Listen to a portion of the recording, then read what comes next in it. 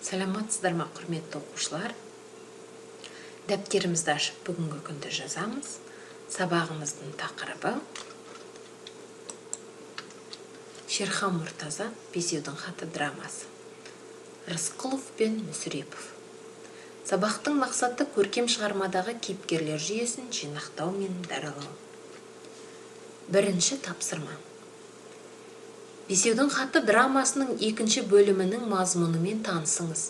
Өзіңізге ұнаған кейіпкерлерге мінездеме беріңіз. Сіздерге алдын ала осы Бесеудің хаты драмасының электронды оқулығының сілтемесі және аудио кітаптың сілтемесі берілді. Осы сілтемелер бойынша драманың екінші бөлімінің мазмұнымен танысыңыздар. Және өздеріңізге ұнаған бір кейіпкерді таңдап алып, сол кейіпкерге мінездеме беріңіздер. Тапсырманы орындап болсақ, келесі жаттығуға көшейік. Екінші тапсырма. Бесеудің хаты драмасының екінші бөліміндегі кейіпкерлер іс-әрекеті мен сөздеріне сүйене отырып, кестені толтырыңыз. Дескриптор. Кейіпкерлерді талдауда мәтіннен дәлел келтіріңіз. Сабағымыздың мақсаты кейіпкерлер жүйесін жинақтау мен даралау болғандықтан, бұл тапсырмада біз тақырыбымызға сай Мүсірепов пен Рысқұловтың шығармадағы бейнесіне талдау жасаймыз. Берілген 5 сұрақтың алғашқы 4-еуіне мәтіннен мысал келтіре отырып жауап берсек, соңғы 5-еуіне сол кейіпкерлер туралы өзіңіздің көзқарасыңызды жазасыз.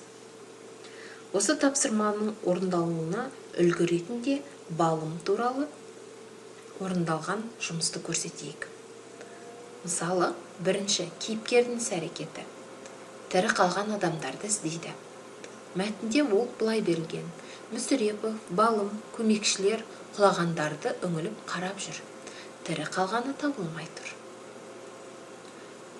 Немесе болашаққа көзқарасы. Жақсылыққа сенім. Ол мәтінде былай берілген. Мынау жақсылықтың нышаны болар сірә. Тапсырманы орындауға осы үлгі сіздерге көмек болады деп сенемін. Тапсырмаларды орындап болсақ, бүгін сабақта не үйрендіңіздер? Сабақ бойынша қандай сұрақтарыңыз бар?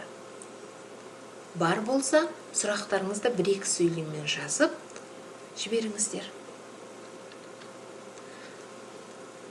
Тапсырмаларды орындап болған соң, фотосын Classroom бағдарламасымен немесе менің WhatsApp нөміріме жіберулеріңізге болады.